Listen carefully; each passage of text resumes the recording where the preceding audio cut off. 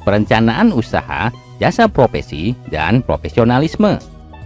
Perencanaan usaha jasa diawali dengan membangun visi dan menetapkan cita-cita setelah mengenali potensi atau kekuatan diri, mengarahkan dan berupaya mengembangkan potensi tersebut.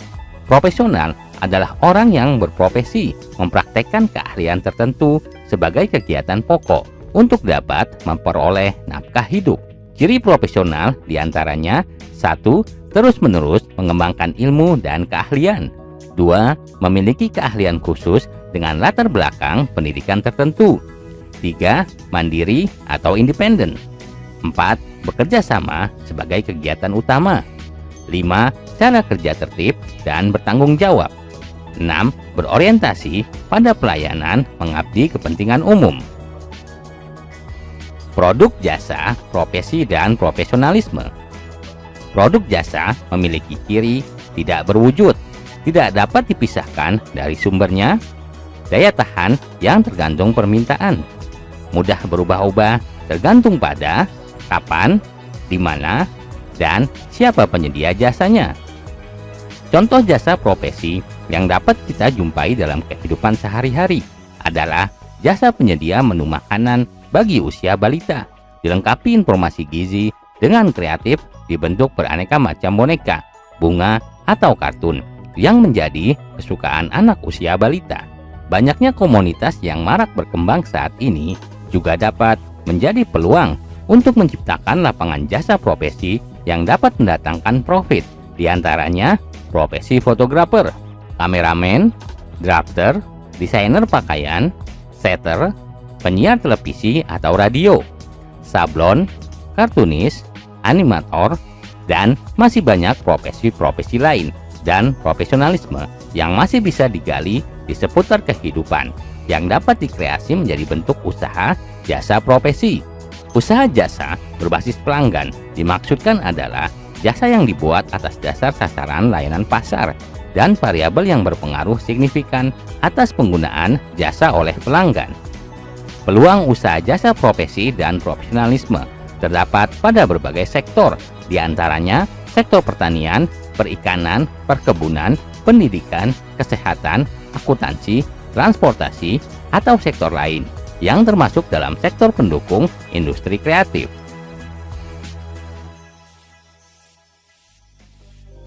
Potensi produk jasa di daerah. Jasa profesi berkembang tergantung wilayah setempat di mana masyarakat membutuhkan layanan jasa tersebut, di antaranya wilayah industri. Sebagian besar waktu pekerja digunakan di industri, sehingga membutuhkan jasa-jasa laundry, jasa catering, jasa penitipan anak, jasa pengantaran barang, jasa pencucian kendaraan, jasa pencucian helm, jasa pembuatan batako, dan lain sebagainya. Wilayah perdagangan.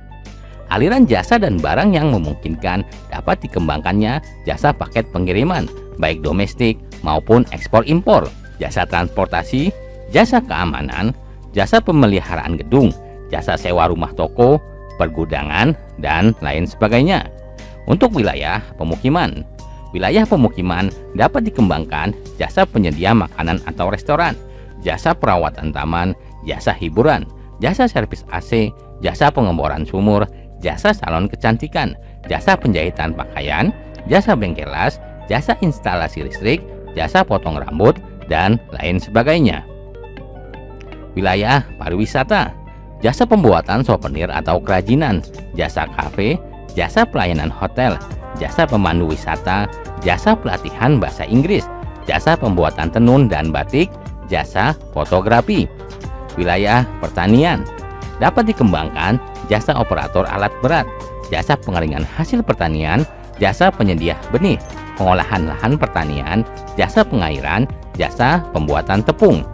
Wilayah peternakan dan perkebunan, dapat dikembangkan jasa wisata lingkungan, jasa pembesaran unggas atau ayam potong, jasa pemeliharaan kandang, jasa pengemukan sapi, jasa pembuatan kompos, jasa penyedia biogas. Wilayah pendidikan dapat dikembangkan jasa fotokopi dan penjilitan buku, jasa penyediaan makanan, jasa pencucian dan setrika baju, jasa pengetikan, jasa tempat tinggal, jasa penyedia sarana olahraga, jasa penyedia media pendidikan, jasa penerbit, dan percetakan buku. Penghitungan harga jual produk jasa. Metode penetapan harga produk secara teori dapat dilakukan dengan 3 pendekatan. Yang pertama adalah pendekatan permintaan dan penawaran. Kedua, pendekatan biaya. Dan ketiga, pendekatan pasar. Pendekatan permintaan dan penawaran. Dari tingkat permintaan dan penawaran yang ada, ditentukan harga keseimbangan dengan cara mencari harga yang mampu dibayar konsumen dan harga yang diterima produsen, sehingga terbentuk jumlah yang diminta sama dengan jumlah yang ditawarkan. Pendekatan biaya menentukan harga dengan cara menghitung biaya yang dikeluarkan produsen dengan tingkat keuntungan yang diinginkan, baik dengan markup pricing dan break-even analysis.